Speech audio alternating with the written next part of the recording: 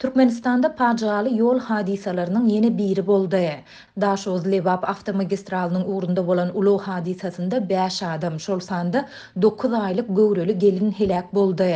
Bu barada Adatlyk radiosynyň habarçysy we çeşmeleri 13-nji iýulda Daşoz welaýatynyň maglumat berdiler.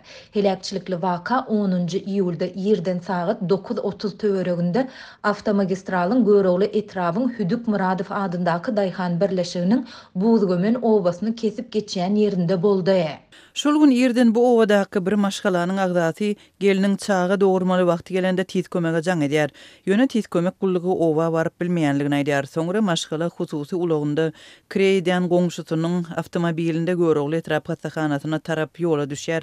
Olar geliniň derdiniň agyrlaşmagy netijesinde sürüjiden ulagy tizrak sürmegi haýyş edýärler. Sürüji özlerini saklamagy çalyşan ýol polisiýasyna ulagda göwreli aýalyň bardygyny işaret edip, howsala çyralaryny ýakýar we durman dowam edýär.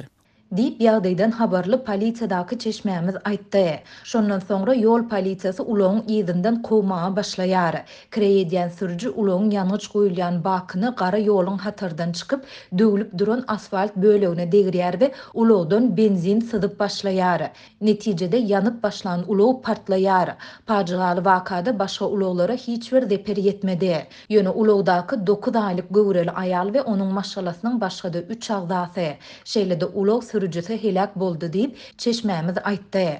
Bu waka boýunça ýol polisiýasynyň işlerine garşy jenaýat işi gozuldy we ol kadyet dinlenşigine çenli ätiýaşlyk şerti bilen tutsawlukda saklanmaly edildi.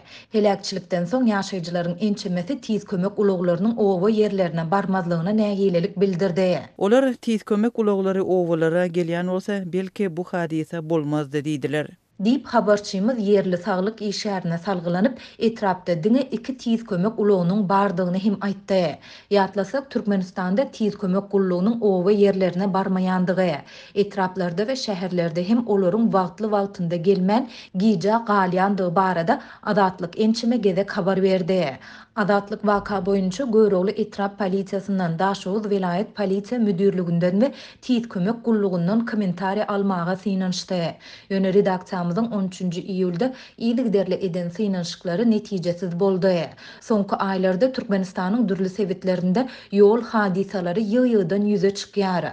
Adatlyň habarçylary şu ýylyň başyndan bäri ýurduň dürli sebitlerinde ony gola ýol hadisasynyň bolandygyny we bularda 30-dan gowrak adamyň helak bolandygyny habar berdiler. Ýol helakçylikleriniň aglabasy ýurduň welaýatlaryny paýtaxt ýa beýleki sebitler bilen birleşdirýän gara ýollarda bolýar. Geçen hepdeniň ahirinde Aşgabat Mara avtomagistraliniň uğrunda bolan 2 ýol hadisasynda 7 adam şolsanda tutuş bir maşgala helak boldy. Geçen aýda bolsa Aşgabat Daşoz avtomagistraliniň uğrunda 2 ýeňil awtologyň petepet çakışmagy netijesinde bolan ýol hadisasynda 4 adamyň helak bolandygy ma'lum boldy.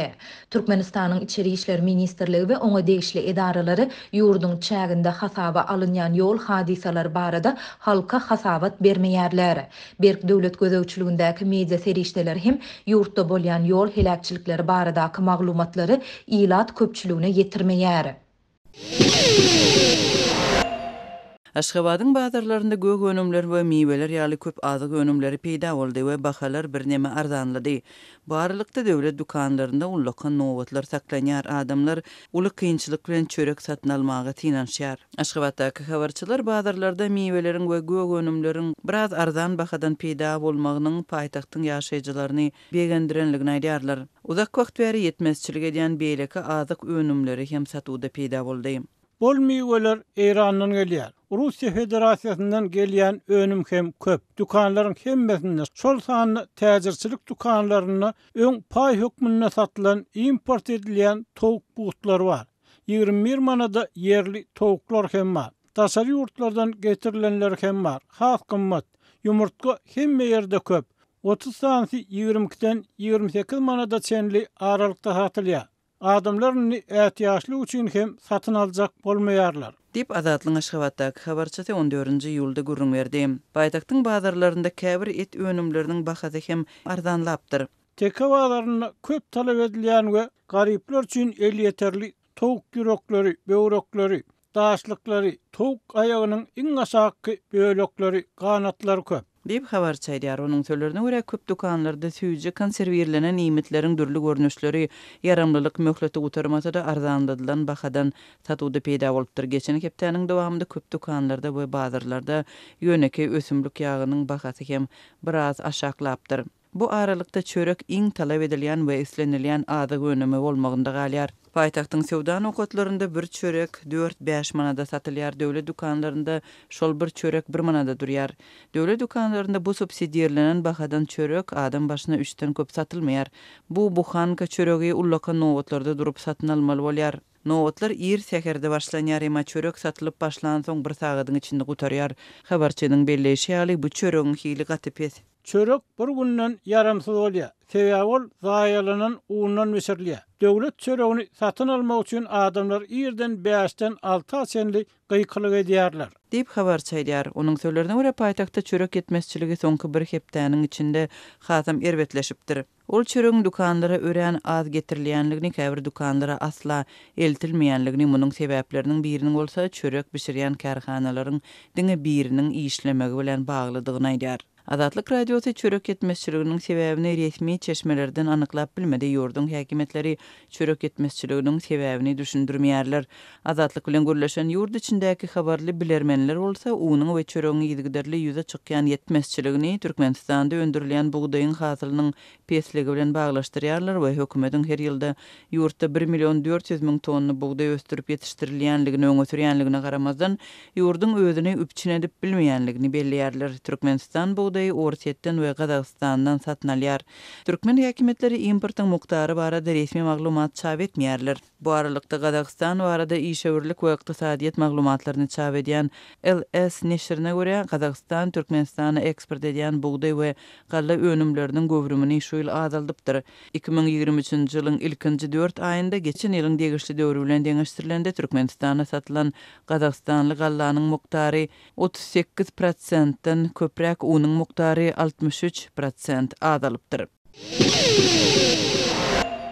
Türkmenistanyň dürli sebäplerden dowam edýän aşa yssyk howanyň fonuny Lewap welaýatynyň dolandyryş merkezi Türkmenawatda 13-nji iýulda giýjelen turan güýçlü ýel ilatyň suw we elektrik energiýasy bilen üpçünçiligine bökdönçlige ýol açdy. Giýjelenen akşam araçyny 2-2,5 sagat töweregi dowam eden üpçünçilik ara kesmesi şäher ýaşaýjylary üçin oňaýsyzlyk getirdi. Emele gelen ýagdaý elektrik energiýasy we suw üpçünçiligi ýaly durmuş hyzmatlary boýunça gysgaly awatlaýyş toporlaryny transformatorlar bejermek, ödülen elektrik simlerini çatmak ýaly işleri başaga yetdi. Ýöne barbyr Türkmenawatda 14-nji ýyla geçilen gije ýene tok öşdi we süýji uka çümän şäher ilaty ýerden sagat 6-çyny toksuz we çyrasyz galdy. Yerli ýaşaýjylar esasan köne transformatorlar bilen tok paýlanýan şäherde adatdan daşary howa hadisalary ýüze çykan halatyna elektrik energiýasynyň üpçünçiliginiň ýygyderli kesilýänligini aýdýarlar. Azatlyk radiosynyň habarçysy ötün aşam Türkmenawat ýaşaýjylarynyň ýüzbe-ýüz galan durmuş kynçylyklary barada beren habaryny şäher ilatynyň böwreklüğün garankydy galanlygyny habar berýär.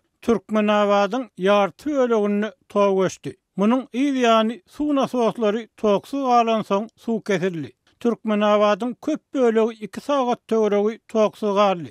Soňra tok böleklerin berilip başlandy. 2,5 sagat töweregi soň bolsa suw üpçünçiligi dikeldildi. Diýip şäheriň durmuş üpçünçilik hyzmatlarynyň habarly bir ýaşaýjy Azatlyk radiosynyň habarçysyna gurrun berdi. Bellemeli ýeri suw we elektrik energiýasynyň üpçünçiligine problema sebitde aşa yssyk howa höküm sürýän mahaly giýjelen turan güýçlü ýeliň ýygyanyna gawat geldi. Lewap welaýatyna habarçymyz Türkmenawatda 13-nji iýulda 18:30 töweregini güýçlü şemaly ötünni termometrlaryň howanyň temperaturasyny 40 gradus görkezdenligini habar berýär. 15 minut töweregi güýçlü şemaly ötsi. Peçiş howa dowam edýän mahal turan güýçlü ýel howanyň gylgyn howuryny güýçlendirdi. Ýarlyly howada güýçlü tozan hem turdy. Diýip bir Türkmenawatly ýaşaýjy Azatlyk radiosynyň habarçysyna gurrun berdi. Howa maglumatlaryny çap edýän çeşmeler Türkmenawatda 13-nji iýulda geçilen giýje Demirgazykdan tiýligi sagaty 8 kilometre-çe ýeten şemalyň penşenbe güni giýjelen sagat 18-den soň sagatda 15 kilometre-çe ýokarlanyny görkezýär. Günnäger welaýatyň Sewit merkeziniň ýaşaýjylary şäheriň elektrik energiýasy bilen üpçünçilik ulgamlarynyň Sowet ýyllaryndan bäri täzelenmeýänligini, köne elektrik sütunlarynyň we emeli bilen sepleşdirilen siýimleriň adatdan daşary howa hadisalary ýüze çykan halatyna hatardan çykýanyny aýdýarlar. Sowet döwrüniň zawodlaryna öndürilen transformatorlardan peýdalanýar. Ýel tursa dessine elektrik sütunlarynyň sallanıp duran siyimler bir-birine çolaşıp elektrik energiýasynyň üpçünçiligi kesilýär. Diýip bir Türkmenawat ýaşaýjy taýdýar. Onun odul şähere aralaşan jokrama ysy we petiş howada hojalyklarda elektrik energiýasy bilen işleýän enjamlara agram düşdi. Gara ýollarda asfaltlaryň ýeren halatlary hasaba alyndy.